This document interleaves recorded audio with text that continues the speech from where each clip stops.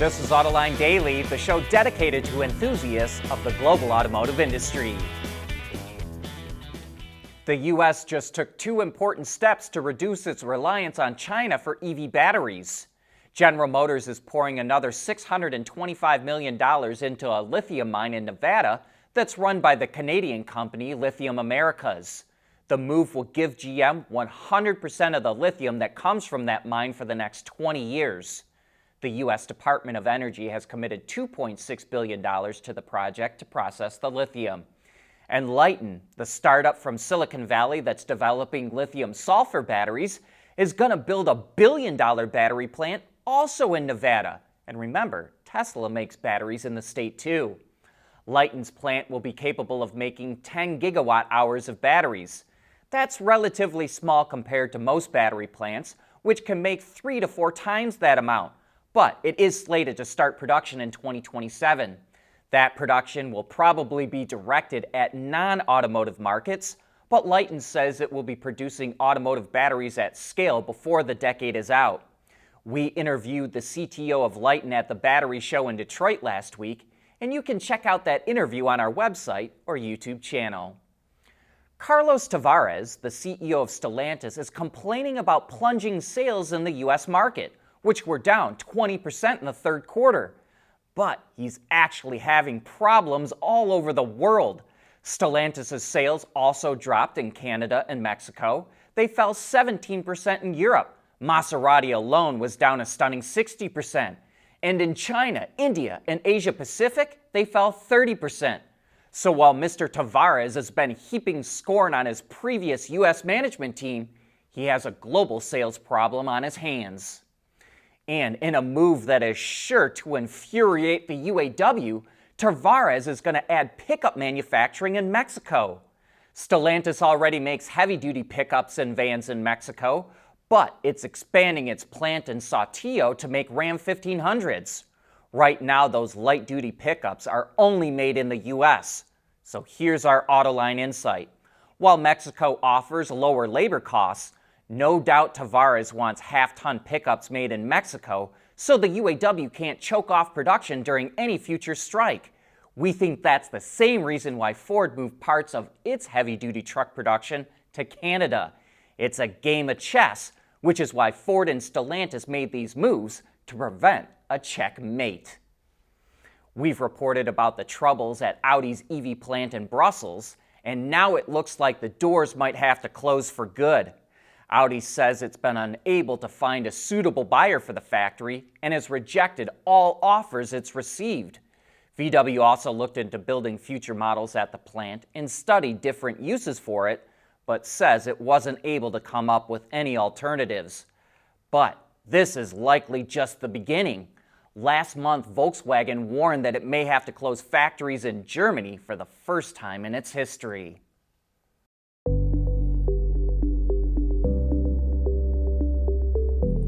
Developing today's vehicles. Issues can happen in an instant. When's the best time to solve a problem? The minute you know you have one. Meet Wireless Neovi Cloud, your secure, off-the-shelf solution empowering real-time collaboration for quick resolution. With Wireless Neovi Cloud, your team can prevent issues before they can escalate. Driver communication data and remote diagnostics to analyze and resolve your problems using OTA, allowing your executives oversight throughout the process. Wireless Neovi Cloud, your vehicle update solution in production and on the road.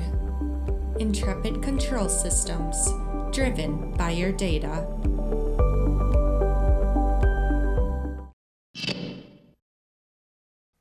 Honda doesn't want a single person to die in an accident involving one of its vehicles by 2050, which includes all road users as well as old Hondas and Acuras that are still on the road. Initial efforts have focused on advanced safety and driver assistance tech, but now it's going after driver behavior. Last year, it launched an iPhone app that tries to provide driving feedback in a fun and engaging way that could make the user want to improve their driving habits. And now it's coming out with a crash test video game that can teach people the physics of car crashes and how different factors like speeding can impact the outcome of an accident. On top of that, it's offering a digital lesson that teaches pedestrian safety. Honda is focusing these new efforts at people under the age of 25 because they account for nearly a third of all traffic fatalities in the U.S. every year. Sales of electrified vehicles were up big in September, but pretty much all that growth came from China. According to data from Row Motion, automakers sold 1.69 million BEVs and PHEVs last month, which is a 30.5% increase compared to last year. China accounted for most of that total, with 1.12 million electrified sales, up nearly 50%. That's a monthly record for China, and Row Motion says the EV market is growing faster in China than expected, and it could set a record every month until the end of the year. In Europe, around 300,000 BEVs and PHEVs were sold in September, up 4.2%. And in North America, 150,000 electrified vehicles were sold, which is a 4.3% gain. The world is moving into the age of electricity, according to the International Energy Agency, or IEA. It just reaffirmed its prediction that demand for all fossil fuels will stop growing by this decade because of the shift to electricity. The IEA also predicts that gas and oil prices will drop in the next few years because of a surplus of supplies. If it doesn't start making production cuts, the IEA says OPEC could have 8 million barrels per day of unused capacity by 2030. But even though oil demand will soon drop, the world is going to rely on it for decades. The IEA estimates that fossil fuels will still account for almost a third of energy consumption by 2050.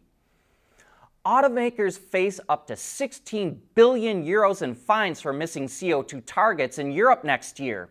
One way the VW Group is addressing this is with longer-range plug-in hybrids. I believe it recently came out with a new Tiguan PHEV with a bigger battery pack, and now the Audi A3 Sportback is doing the same. The gross capacity of the battery nearly doubled to almost 26 kilowatt hours, while the actual usable space is just under 20. On the WLTP cycle, it provides 143 kilometers, or nearly 90 miles of range. And despite having more capacity, Audi says the pack has almost the same dimensions as the old one. Even though the A3 Sportback is not offered in the US, we wouldn't be surprised to see more longer-range PHEVs from the VW Group. In 2026, the California Air Resources Board's Advanced Clean Car rules start kicking in, which ramps up the requirement for PHEVs from 30 miles of EV range to 50 miles. As you probably know, the product cycle in China is a lot faster than the rest of the world, and Ford is coming out with a refreshed version of an SUV that it sells in the country less than 3 years after its launch. The new Equator Sport, also known as the Territory outside of China, is getting an all-new front end and new wheel designs. The grille is now a thinner black panel with almost like fangs at the ends that extend down into the bumper, which is incorporated just below the new LED headlamps that have a little turn down at the side.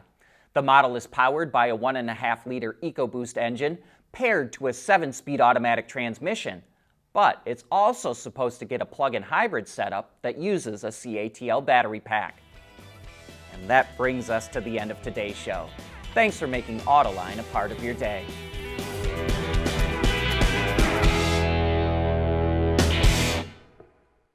Autoline Daily is brought to you by Bridgestone, solutions for your journey. Intrepid Control Systems, over-the-air engineering boost your game. Teijin Automotive Technologies, the formula for better mobility. And by ZF. Making a life full of memories, one road trip at a time. That's what really matters.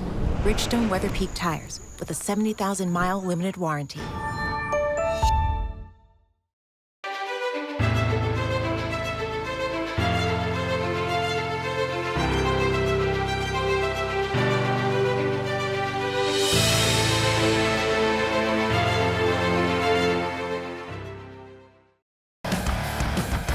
There's nothing wrong with heavy metal. Hey, lighten up. But with world-class composite material, Teijin Automotive Technologies makes vehicles lighter, safer, and more eco-friendly.